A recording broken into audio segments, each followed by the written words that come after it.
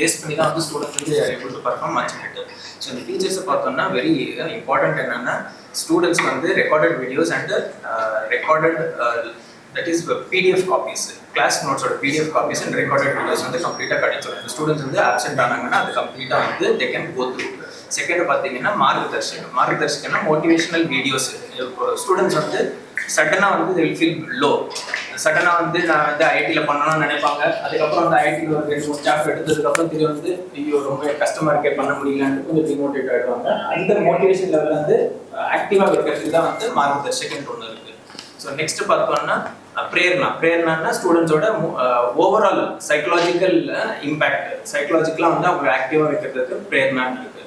So next பார்த்தோம்னா ரொம்ப important என்னன்னா ஓவரால் அட்மாஸ்பியர்னா faculty are well trained faculties from IITs NITs கொஞ்சம் நல்ல ஃபேக்கல்ட்டி.